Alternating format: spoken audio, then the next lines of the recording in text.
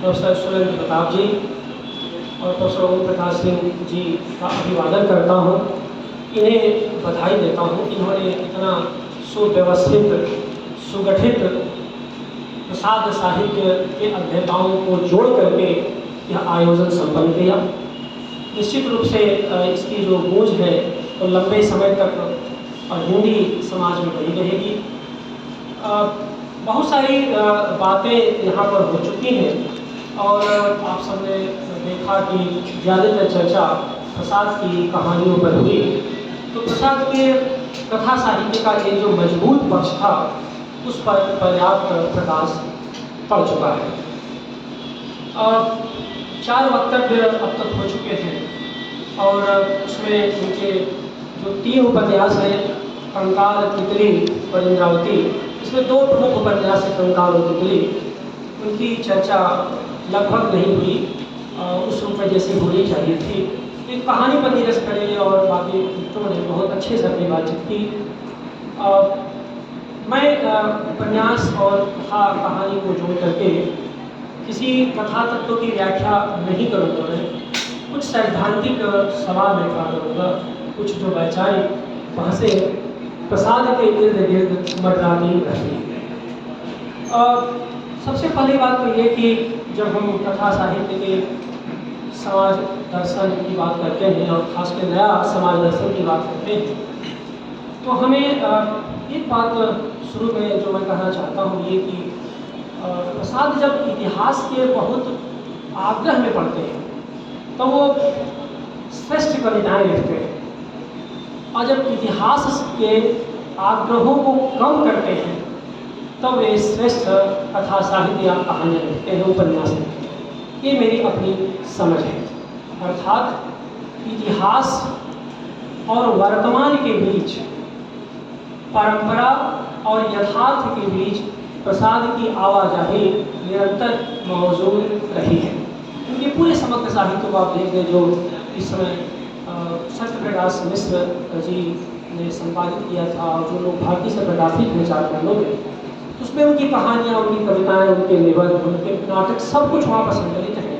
और आप देखेंगे कि इतिहास के अतिशय आग्रह में वे कविता की ओर उन्मुख होते हैं और कम आग्रह। इसका मतलब ये नहीं कि इतिहास और वर्तमान के बीच में कहीं कुछ ज़्यादा है कहीं कुछ कम है, ऐसा नहीं है।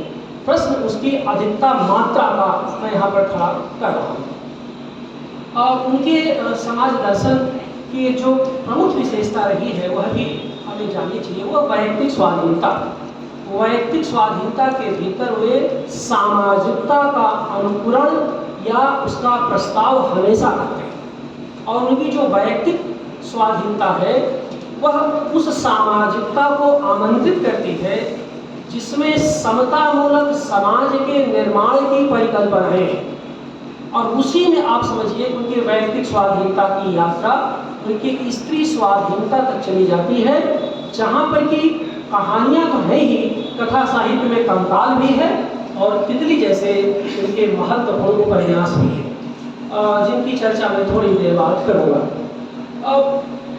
इस संदर्भ में सबसे पहले मैं नंद दुलारी वाजपेयी का जिक्र करना चाहता हूँ, जिन्होंने बहुत तो नहीं लेकिन प्रसाद के साहित्य पर पर्याप्त लिखा। और नंद दुलारी वाजपेयी ने जो जयशंकर प्रसाद वाली पुस्तक लिखी है उसमें प्रसाद को के काव्यात्मक और आलोचनात्मक पक्ष को समझने की कोशिश की है, उनके कथा साहित्य को थोड़ा स्पर्श किया है और शायद उस समय की जो स्थितियाँ थी उसमें वह संभव नहीं था। तो उसे भी उस पृष्ठभूमि को आज हमें याद करना चाहिए कि कैसे उस दौर में प्रसाद को आचार्य शुक्ल समझ रहे थे और नंद दुलारी वाजपेयी समझ रहे थे और अन्य उस समय के ख्यात जो आलोचक थे, रचनाकार थे, वो उन संदर्भों को समझ रहे थे। 2 बातें शुरू में हैं। जब जैसा कि नीरज जी ने कहा कि जब हम प्रसाद पर चर्चा करते हैं तो प्रेमचंद की चर्चा स्वाभाविक हो जाती है, क्योंकि यह भी एक रोचक बात है कि गड़े मुर्दे उखाड़ने का जो आरोप प्रेमचंद ने लगाया था उसी के प्रत्युत्तर में जयशंकर प्रसाद ने कंकाल जैसा उपन्यास लिखा था और आगे चल के तितली जैसा उपन्यास लिखा, कहानियां तो लिखी रहे थे। ग्राम कहानी का जिक्र यहाँ पर हुआ, तो ग्राम कहानी से यात्रा उनकी जो आरंभ होती है वो इरावती के उपन्यास में जैसे संपन्न होती है और बीच में उनका कथा साहित्य निबंध और तमाम जो कविताएं आ गई हैं, तो उनको भी हम इस रूप में देख सकते हैं कि दुख का बोझ कराना जहाँ प्रेमचंद्र के साहित्य की प्रमुख विशेषता रही है, वहीं पर शक्ति का बोध कराना प्रसाद के साहित्य की अन्यतम विशेषता रही है। ये जो दो स्थापनाएं हैं प्रेमचंद और प्रसाद को लेकर के, इससे आप सहमत भी हो सकते हैं और असहमत भी हो सकते हैं, लेकिन इनको आप छोड़ नहीं सकते, इनकी उपेक्षा नहीं कर सकते। तो सबसे बड़ी बात है कि जब दुख का बोध प्रेमचंद कराते हैं तो ऐसा नहीं कि शक्ति का बोध नहीं कराते हैं। जैसे कि सदगत की कहानी में आप देखेंगे दुख का बहुत गहरा बोध प्रेमचंद कराते हैं, लेकिन इतना गहरा बोध होता है जिसे विजय देवराना शाही ने विषाद बोध के नाम से संबोधित किया है, खास करके जब छठवां दशक की वो चर्चा कर रहे होते हैं। और शमशेर की काव्यानुभूति की बनावट, जिसकी बड़ी चर्चा होती है विवेचना की संगोष्ठी का, वह इसी प्रांगण में घटित हुई थी। वो दुर्घटना, वो बड़ी घटना इतिहास की, जहां आप बैठे हुए हैं। और हम लोग तो जो यहाँ के विद्यार्थी रहे इलाहाबाद के विश्वविद्यालय के 90 के दशक के आरंभिक दिनों के साक्षी रहे हैं, जब हिंदुस्तानी एकेडमी के इस सभागार में जमीन पर बैठे बैठे कितनी दिग्गज दिव्य लोगों को बुला करके गोष्ठियाँ आयोजित हुआ करती थी। तो ये जो जिस जमीन पर हम लोग आज बैठे हैं, जहाँ चर्चा हो रही है, इसकी यह भी ऐतिहासिकता है कि इसमें बड़ी बड़ी बहसें हुई हैं, खास करके विवेचना की संगोष्ठियाँ, परिमल और प्रगतिशील लेखक संघ के आयोजन, उनकी बहसें, और 50 के दशक का जो हिंदी साहित्य है, जिसको इलाहाबाद नेतृत्व दे रहा था, लीड कर रहा था, वह भी इसी जमीन से किसी न किसी रूप में जुड़ा हुआ था। इसलिए यह प्रसंग बस मुझे याद आया कि नई पीढ़ी के छात्रों को जहाँ बैठे हुए हैं उन्हें बताना जरूरी है कि तुम्हारी निर्मित में इसका योगदान हो तो हो, लेकिन हमारी पीढ़ी के निर्मित में इस साहित्य हिंदुस्तानी एकेडमी का बहुत योगदान है। इस पर तमाम लोगों को हम लोगों को सुनने का अवसर मिला हुआ है। तो दुख का बोध कराना और शक्ति का बोध कराना, एक तो ये चीजें रही कि दोनों के बीच में प्रेम प्रसाद का जो शक्ति बोध है। आप देखिए कि जिस छायावाद को आधार बनाकर के शक्ति काव्य से विभूषित किया प्रोफेसर रामसूत्र चतुर्वेदी ने, जिन्हें अनेक बार इसी सभागार में सुनने का अवसर मिला, इलाहाबाद विश्वविद्यालय के बाहर जब कहीं सुनने का अवसर मिला, उस शक्ति काव्य के स्रोत ही जयशंकर प्रसाद के कथा और काव्य का साहित्य है। ठीक है, उन्होंने शक्ति के विद्युत कण को व्यस्त करके उसको केंद्र बनाया, लेकिन मैं आज इसको रेखांकित करना चाहता हूँ कि उस शक्ति के स्रोत के आधार स्वरूप उनका कथा साहित्य भी उतना ही मूल्यवान रहा है जितना कि उनका काव्य का साहित्य मूल्यवान रहा है।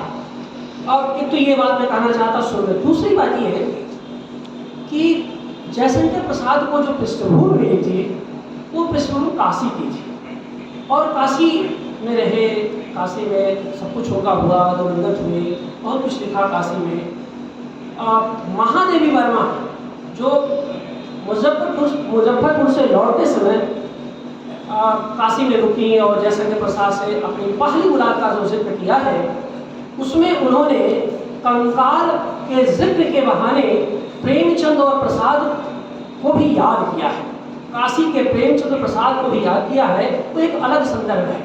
लेकिन आप देखिए उस बनारस में जिस समय महादेवी वर्मा की मुलाकात जयशंकर प्रसाद से हुई थी, जयशंकर प्रसाद उस समय कामानी का पहला अध्याय लिख चुके थे और उनको उन्होंने सुनाया भी था, और पत्र के साथ ही वो आप पढ़ लीजिएगा, उसमें बहुत सारा डिटेल्स आपको मिल जाएगा।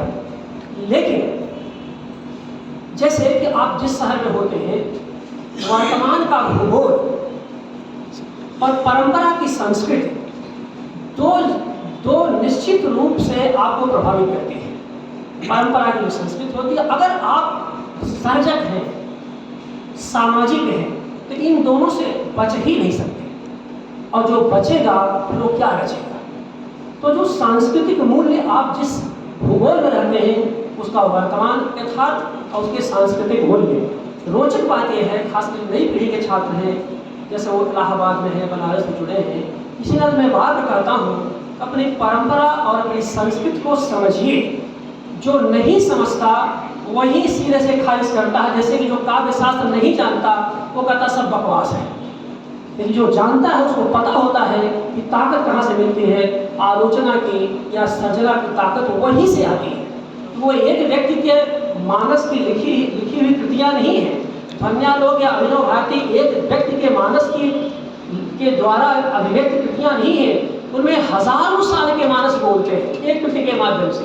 इसीलिए पुस्तकें बड़ी मूल्यवान होती हैं और हमारे लिए सांस्कृतिक धरोहर होती है, कि उनसे हम अपने समय को अतिक्रमित करके एक बड़ी दुनिया में से कनेक्ट हो जाते हैं, उससे जुड़ जाते हैं। तो जयशंकर प्रसाद जब काशी में थे, उनके उनके उनके जो इमीडिएट प्रेडिसेसर कह सकते हैं पूर्वज के रूप में भारतेंद्र बाबू हरिश्चंद्र थे। भारतेंद्र बाबू हरिश्चंद्र के जो दो मूल्य हैं वो जयशंकर प्रसाद ने अपने कथा साहित्य और में सीधे सीधे अर्जित किया है, उसको प्राप्त किया है। पहला उनका जो मूल्य था वो ये था कि राष्ट्रीय वेदना, और दूसरा है जीवनगत यथार्थ। भारतेंद्र के पूरे आभा मंडल में उनके रचनात्मकता में वो जो राष्ट्रीय वेदना का जो सशक्त स्वर है वो आपको बार बार दिखाई देगा। लेकिन केवल राष्ट्रीय वेदना के स्वर से ही बात बनती तो बात ना बनती, उसमें समकालीन उस समय का जो यथार्थ बोध है वह भी पूरी तरह से व्यक्त होता है।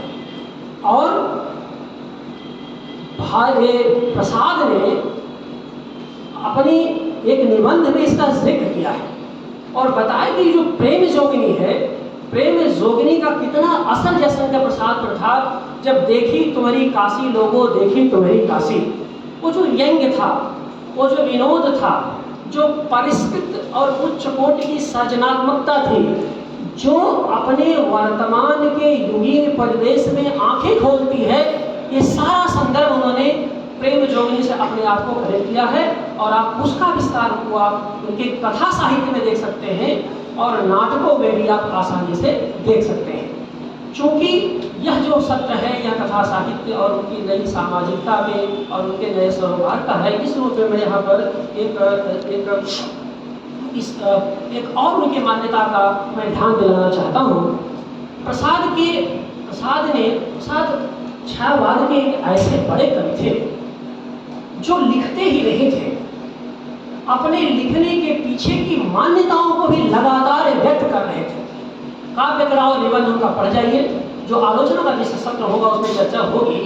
तो जब आत्मा की संकल्पनात्मक अनुभूति का बार बार जिक्र करते हैं तो वैयक्तिक स्वाधीनता को समष्टिगत चित्त से भी जोड़ते हैं और वह निबंध छात्रों को जल्दी समझ में नहीं आता। लेकिन जब आप इस धरातल में पढ़िएगा, क्योंकि मैंने बहुत छात्रों से बात की और पढ़ते पढ़ाते तो इतना अभ्यास हो ही गया है, तो दो चार पाठ के बाद वो काव्य कला और अन्य निबंध खुलते हैं। लेकिन जब आप वैयक्तिक स्वाधीनता को समष्टिगत चित्त से देखेंगे और बार बार वो श्रेय और प्रेय के तत्वों की बातें करते हैं, तब वहां से आपको मालूम चलेगा कि वैयक्तिक स्वाधीनता उन्होंने किसी शून्य में विकसित नहीं की थी। उसके लिए जो परंपरा और संस्कृति के भीतर समष्टिगत चित्त की चिंता थी, उसको उसके भीतर से उन्होंने विकसित किया, उसे सामाजिकता से जोड़ने की उन्होंने कोशिश की। क्योंकि उन्हें बार बार इस बात कहा है कि इतिहास के समाप्त होने पर भी कुछ मूल्य बचे रह जाते हैं। साहित्य की बुनियादी जिम्मेदारी यह है उन मूल्यों को नई पीढ़ी के लिए प्रस्तुत करें। यह आयोजन भी नई पीढ़ी के तक मूल्यों को पहुंचाने के लिए हो रहा है। इस नाते भी मैंने संयोजक और हिंदुस्तानी एकेडमी के प्रति अपना आभार व्यक्त किया कि जो रह गया था, अभी गोपाल जी पांडे जी बैठे हुए हैं जो एकदम अकेले ही हम लोगों के स्वर में अपना स्वर मिला रहे हैं। तो ये इस योजना के पीछे की जो परिप्रेक्ष्य है उसको यहाँ से जोड़ करके देखा जाना चाहिए। तो मैं कह रहा था कि प्रसाद की जो दो मान्यताएं थी। पहली मान्यता है साहित्य दुख दग्ध जगत का स्पष्ट चित्रण है। बिल्कुल सही बात है। आप उनको दुख दग्ध जगत का स्पष्ट चित्रण आप कविता में भी देखेंगे और कथा साहित्य में देखेंगे, नाटक में भी देखेंगे, निबंध में भी देखेंगे। एक बात स्पष्ट है, दूसरी जो बहस का विषय है, जिसके लिए इलाहाबाद जाना जाता है, प्रयाग की धरती जानी जाती है, वह यह है लघुत्व और महत्व के बीच के पारस्परिक संबंधों की बुनियाद। और जैसे मैंने पहले कहा कि लघु मानव के बहाने हिंदी कविता जो बहस विजयद्रविड़ शाही ने चलाई, वह विवेचना की जो गोष्ठी हुई थी इसी हिंदुस्तानी एकेडमी में संपन्न हुई थी, और वहां से छायावाद की आलोचना शुरू होती है और वहीं से नई कविता पर बहस शुरू होती है। बीच में प्रगतिवाद तो शामिल था ही, और प्रगतिशील जो कथा साहित्य था, जो कविताएं थी, उसका मूल्यांकन तो हो ही रहा था। कहने का सही है कि लघुत्व और महत्व के बीच जरा देखिए क्या द्वंद्व चलता है। दुख दग्ध चित्रम तो अपनी जगह पर है। मैं जब लघुत्व और महत्व की बातें करता हूं तो आप यहाँ पर देखिएगा कि इन मान्यताओं से, यह मान्यताएं प्रसाद के कवि मन से निकली है, लेकिन यह यात्रा उनके गद्य मन के निर्माण का करती है। खास बात यह है ये कवि की स्थापना है, लेकिन जब उनके गद्य मन को देखेंगे, उनके कथा साहित्य के मन को देखेंगे, इसमें लघुत्व और महत्व की बातें बहुत स्पष्ट रूप से दिखाई देंगी। जैसे लघुत्व को पूरी तरह से यथार्थ की बात करते हैं, प्रसाद ने कहा, और महत्व का मतलब आदर्श की बातें करते हैं। आप देखेंगे कि दो उपन्यास हैं, कंकाल और तितली।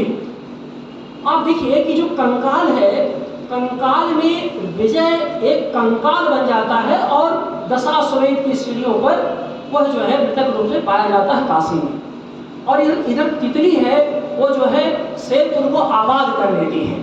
तो आप देखिए कि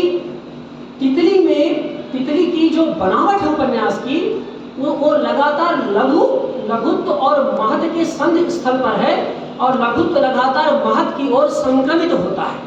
तो जो तितली उनका उपन्यास है तो कथा साहित्य का, लेकिन उनके काव्यात्मक मन से निकला हुआ उपन्यास है, इसीलिए कहीं न कहीं वह एक आदर्शवाद का शिकार हो जाता है। और तितली सारा संघर्ष करती हुई कहीं न कहीं अपने समापन में उपन्यास विजेता को प्राप्त होता है, विजेता के गौरव को प्राप्त होता है। लेकिन प्रसाद सजग है।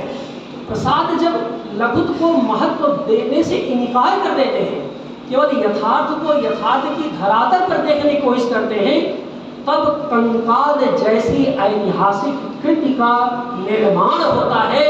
और जिसको लेकर के हंस के संपादकीय में 1930 में प्रेमचंद ने लिखा था कि कंकाल जैसे उपन्यास बहुत दुर्लभ हैं और बहुत कम लोगों के द्वारा ऐसे उपन्यास लिखे गए हैं, आगे भी लिखे जाएंगे, इसमें बहुत संदेह है। तो जो कंकाल की जो पृष्ठभूमि को बताते हैं केवल लघुत्व को, यानी आप देखिए कि प्रसाद जब कवि मन से उनका विचलन होता है तब श्रेष्ठ कथा साहित्य का निर्माण करते हैं, और जब कवि मन उन पर प्रभावी हो जाता है तब तितली जैसे आंशिक रूप से कमजोर उपन्यास का निर्माण करते हैं। मुख्य बात यहाँ पर मैं ये कहना चाहता था। इस रूप में अगर आप देखें कि कंकाल का जो ये विचलन है, ये असल में लघुत्व की जो वास्तविकता है उसका ही एक तरह का पूरा के पूरा चरित्र चित्रण वहाँ पर करता है, जिसमें कि विजय और यमुना का जो संघर्ष है वो बहुत शानदार तरीके से संघर्ष है। इस उपन्यास या तितली उपन्यास या तमाम जो उनकी उसके पहले जैसे कि छाया कहानी है, प्रतिध्वनि कहानी है, इंद्रजाल कहानी है, आकाशदीप कहानी है, ढेरों कहानियाँ जो उन्होंने लिखी हैं, इस पर जिसकी चर्चा हो गई है उस पर मैं बहुत विस्तार से नहीं करूँगा। और लेकिन उसमें आप देखिएगा कि इसमें जो दो कहानियों का मैं जिक्र करना चाहता हूँ यहाँ पर। कंकाल की जो पृष्ठभूमि, जैसे ग्राम कहानी का यहाँ पर चित्रण हुआ, मंच के वक्ताओं ने कहा बहुत सही बात है। ग्राम कहानी का सीधा संबंध तितली नामक उपन्यास है, वही विस्तार करके तितली नामक उपन्यास को बहुत ही एक तरह का बड़ा उपन्यास रच देते हैं। लेकिन कंकाल की क्या पृष्ठभूमि है, जरा यही देखा जाना चाहिए। वो पृष्ठभूमि कथा साहित्य के द्वारा कहानियों से ही निर्मित होती है। उसमें इन दो कहानियों का जिक्र अभी तक नहीं हुआ मंच से। एक तो कहानी है पत्थर की पुकार, दूसरा गुजरी के लाल। उनकी दो कहानियां हैं, पत्थर की पुकार और गुजरी के लाल। आप देखिए गुजरी के लाल एक बुढ़िया की कहानी है, और बुढ़िया जो है जब तक वो स्वावलंबन पर विश्वास करती है, आर्थिक स्वावलंबन वो आनंदपूर्वक जीती है, और जब उसको लगता है कि मैं भीख पर जिंदा रहूंगी, तब वो लगभग जो है अपने अपने जीवन को समाप्त कर देती है। यानी एक स्त्री का जो स्वाभिमान है कि मैं गुलामी का जीवन जीने की तुलना में मैं स्वाधीनता का जीवन ज़्यादा पसंद करूंगी, मुक्ति का जीवन ज़्यादा पसंद करते मृत्यु को प्राप्त करूंगी। तो आप देखिए कि एक तो ये रही कि ये इसको उन्होंने गुदड़ी में लाल के रूप में जिक्र उन्होंने किया है। दूसरा उनकी जो कहानी है, इसमें उन्होंने इसी में गुदड़ी के लाल कहानी में भी उन्होंने बुढ़िया का कंकाल रूप में चित्रण किया है। अब मैं जो उनका जो समग्र पढ़ रहा था, जो भी प्रोफेसर सत्यप्रकाश मिश्र जो मेरे गुरुदेव रहे, उन्होंने उसका संपादन किया, तो मैं देख रहा था कि कंकाल शब्द इस कहानी में एक जगह आया हुआ है, और बहुत कम मुझे मिला कंकाल उपन्यास के अतिरिक्त उसके पहले। वो बुढ़िया कहानी के बुढ़िया के कंकाल को उन्होंने पकड़ लिया था कि वो कंकाल हो जाएगी, कंकाल होना स्वीकार है, लेकिन कंगाल होकर के भीख मांगना स्वीकार नहीं है। ये जो मुक्ति का आग्रह उस जमाने में जो 1930 में जरूरत थी, आर्थिक स्वावलंबन की, आत्मनिर्भरता की, स्वाभिमान की, स्वाधीनता की, तो कंकाल नामक उपन्यास के इर्द और खास करके धार्मिक कुरीतियों पर प्रहार करना लगातार जितने भी यानी पाखंड थे उनका खंड प्रतिवाद करना, ये सब सारा जो दौर था उस दौर में। और उसमें काशी तो आप सब जानते हैं कि उस तरह के कर्मकांड की, पाखंड की बड़ी धर्म धूरी रही। तो प्रसाद ने वहाँ रहते हुए भी जो उन्होंने आलोचनात्मक विवेक अर्जित किया, तो उनके उपन्यास और उनकी ऐसी कहानियों में उनका आलोचनात्मक विवेक भी दिखाई देता है, और इतिहास बोध के भीतर, इतिहास का आग्रह नहीं, इतिहास बोध के भीतर वर्तमान की गहरी समझ भी दिखाई देती है कि वर्तमान को कितने गंभीरता से वो जीने की कोशिश करते हैं।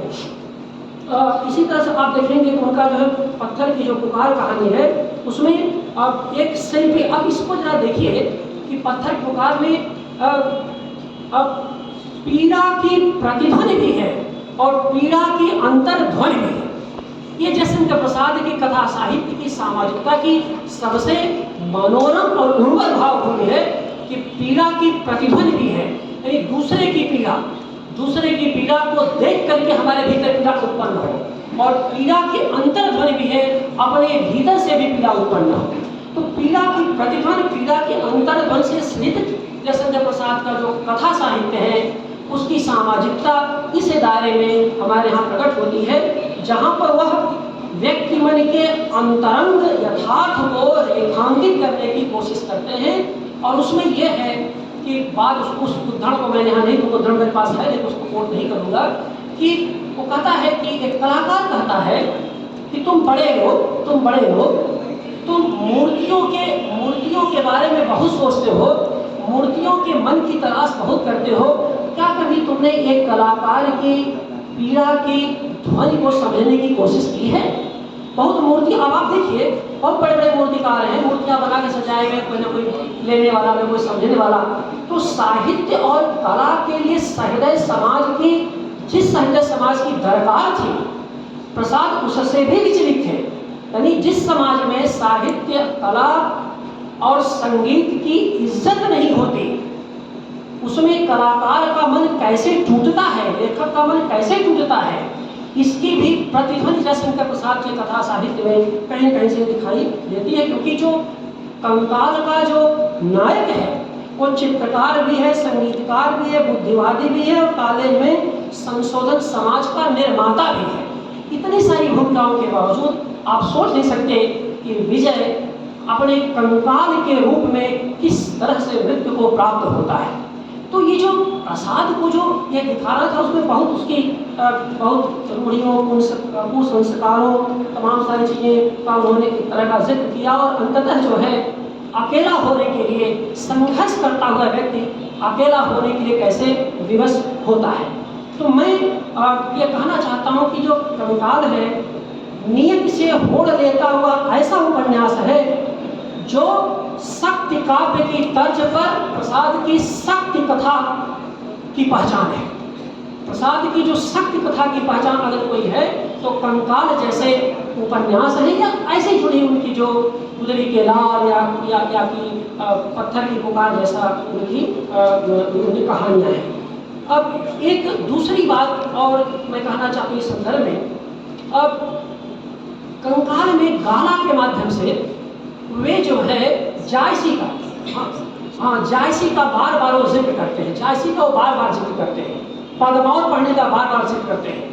आप इस बात को देखिए कि मैं सोच रहा था कि पद्मावत को लेकर के प्रसाद के मन में किस तरह की बातें थी। तो मैंने ये महसूस किया कि प्रसाद पद्मावत से बहुत गहरे प्रभावित हैं और उसका उन्होंने आलोचना में तो नहीं लेकिन रचना में कंकाल जैसे उपन्यास में बहुत सुंदर तरीके से उसका चित्रण किया है। और क्यों किया है, हम देखिए कि ये जो सतर्क कथात्मकता है प्रसाद के जो सतर्क कथात्मकता है उसके केंद्र में कहीं न कहीं पद्मावत की कथा भून की प्रभाव छवि भी है, जिसकी वजह जिसको दो शब्दों में आप कह सकते हैं, एक तो तनावपूर्ण संतुलन और दूसरा सघन बौद्धिकता। तो ये जो तनावपूर्ण संतुलन और सघन बौद्धिकता जो शब्द जायसी के बहाने वाइन किया रचा है विजयदामा साहिब है, मुझे लगता है कि कंकाल में भी वो जो तनावपूर्ण जो स्थिति है और एक तरह का जो है संतुलन और सघन बौद्धिकता है, ये कहीं न कहीं आपको यहाँ पर दिखाई देती है। और इसी नाते प्रसाद का जो कथा साहित्य है वह विकसित कथात्मकता का ही नहीं विहसित रचनात्मकता का भी उदाहरण है। विकसित कथात्मकता का ही नहीं विहसित रचनात्मकता का भी उदाहरण है कंकाल या इसके जैसा जो उन्होंने कथा साहित्य में जो यथार्थ के भाव पर उन्होंने रचने की कोशिश की है। तो ये कुछ बातें थी जो मैं आपके सामने जयशंकर प्रसाद के कथा साहित्य के आधार पर रखना चाहता था। निश्चित रूप से जब हम कंकाल या तितली जैसे उपन्यास में चर्चा करते हैं या उनकी आंधी और प्रतिधन जैसी कहानी पर चर्चा करते हैं तो प्रसाद जहाँ भी सत्य जो है ढका हुआ था, वर्तमान की मलिनता से जहाँ भी सत्य ढका हुआ था, प्रसाद ने उसे अनावृत करने की कोशिश की है। लगातार इसकी उन्होंने चेष्टा की है और सत्य के ढके हुए सत्य को जब अनावृत करने की कोशिश करते हैं तो याद रखिए यहाँ पर प्रसाद का सांस्कृतिक और परंपरा बोध बहुत गहरे उनका काम करता है, उनकी मदद करता है। और जब मदद करते हुए तो यही वजह है कि आप देखिए कि प्रसाद यहाँ पर ये बात करते हैं और उसके थोड़े समय बाद ही प्रेमचंद ने साहित्य का उद्देश्य लिखा। और साहित्य के उद्देश्य में आप देखिए साहित्य में बहुत सारे मूल्यों की बात किया।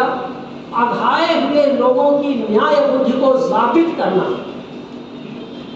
दो बात कहा साहित्य के लिए प्रेमचंद ने, अघाए हुए लोगों की न्याय बुद्धि को जागृत करना और अपनी तेज कलम से विवेक बोध को जागृत करना। तो तेज कलम से विवेक बोध को जागृत करना और अघाए हुए लोगों के बीच न्याय बुद्धि को जागृत करना, ये जो दो तत्व जो प्रेमचंद ने साहित्य का उद्देश्य 1936 में कहा, वह कहीं न कहीं से जयशंकर प्रसाद के कथा साहित्य के प्रभाव के स्वरूप आया है। और जिसका ठोस प्रमाण तब मिलता है जब वो कंकाल जैसे उपन्यास का खुद एक शानदार विश्लेषण करते हैं, उसको याद करते हैं। तो मुझे लगता है कि जयशंकर प्रसाद को आज याद करना, उनकी उस तेज कलम को याद करना है जो अपनी बहुआयामिता में आज भी हमें प्रकाशित कर रही है और आगे आने वाली पीढ़ी को भी लगातार प्रकाशित करती रहेगी। आप सब ने सुना, बहुत बहुत धन्यवाद। बहुत बहुत धन्यवाद सर। चूंकि समय